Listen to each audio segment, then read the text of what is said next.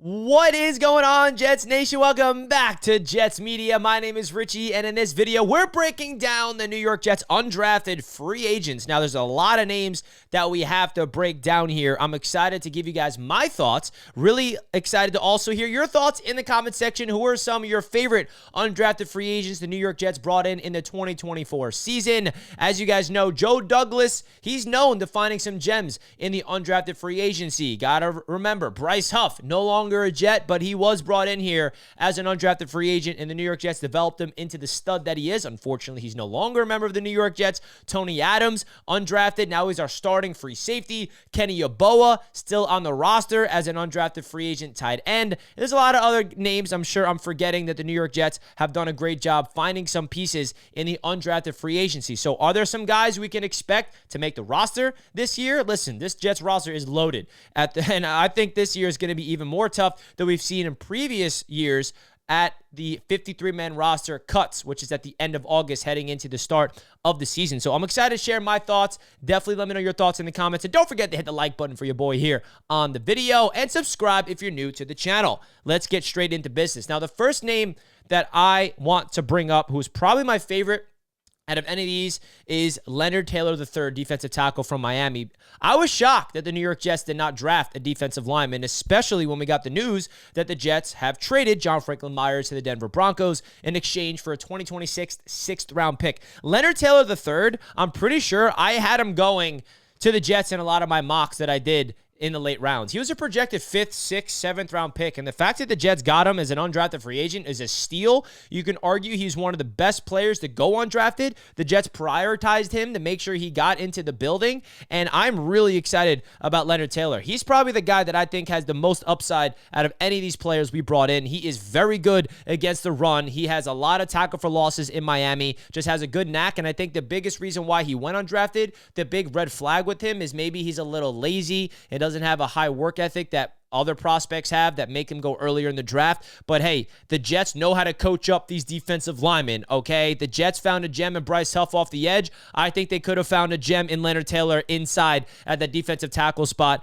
Absolutely love the Leonard Taylor, the third pick up for the New York Jets, especially from the standpoint of, I don't want to say it's a position of need, but with the departure of JFM, I think Michael Clemens is going to have an increased role. There's other guys in the defensive line that's definitely going to have some more reps, but I think Leonard Taylor III has a really good opportunity to make this roster and make his name heard for this Jets football team. Another guy on the defensive line you got to bring up is Braden McGregor, defensive end from Michigan. This is a guy that's coming off of a season with Michigan winning the championship. You know Harbaugh coaching him up very, very well. Anybody coming from Michigan's program, especially in the trenches, sign me up. This is another guy who did not go, nobody really projected him to be undrafted, and the Jets were fortunate enough to ink up a deal to bring him back to the New York Jets. Listen, this is a guy that I think Jets fans should be the second most excited about behind Leonard Taylor III. He is a former 4-star recruit who was a starter for the national champions Michigan last year. So I don't know how you cannot be, excited for the Jets bringing him in as an undrafted free agent. Another guy I absolutely love is Tyler Harrell, wide receiver from Miami, because of his just speed, okay? 4.2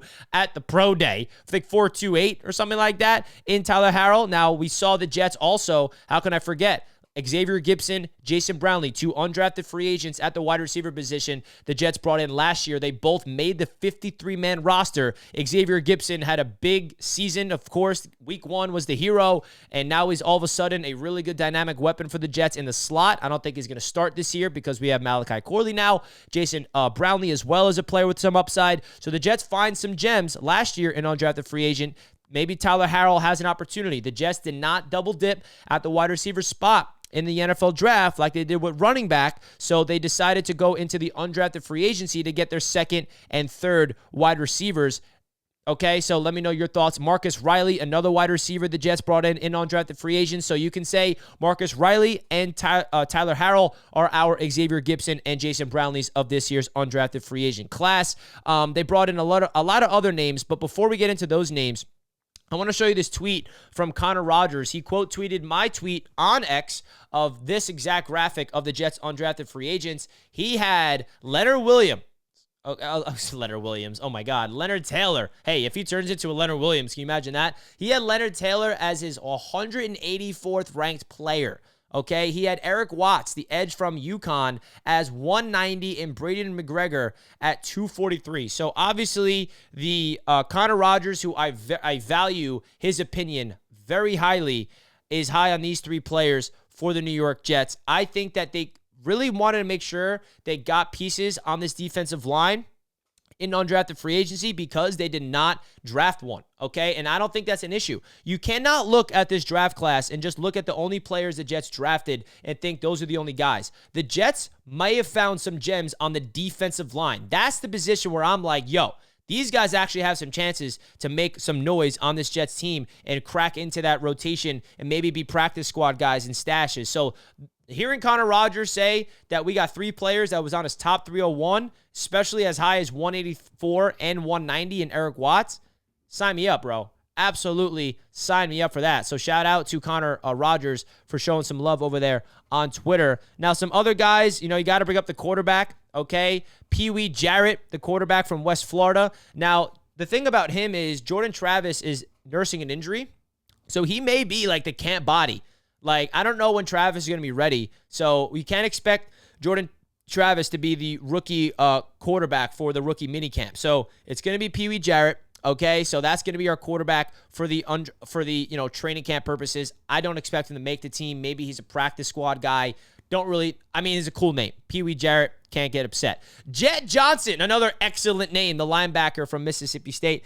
Again, another great name. This is a guy that the Jets could definitely find some upside with. If there's one position I trust the New York Jets to develop the most outside of defensive line, it's linebacker, okay? The Jets really know how to develop their linebackers. They brought in Zaire Barnes last year. They have Chaz Surratt. They've still been developing Jamie Sherwood slowly. We saw the development of Quincy Williams into the star that he is today, and of course, CJ Mosley's still there. So you got to bring up Jet Johnson as a potential guy to develop at that position, as well as, Jackson Sermon, the linebacker from California. The Jets really hit on every single position in the undrafted free agency pool. They brought in a lot of defensive backs. Al Blades, the cornerback from Duke, who has some upside. They got a safety linebacker hybrid in Trey Jenkins from San Jose State.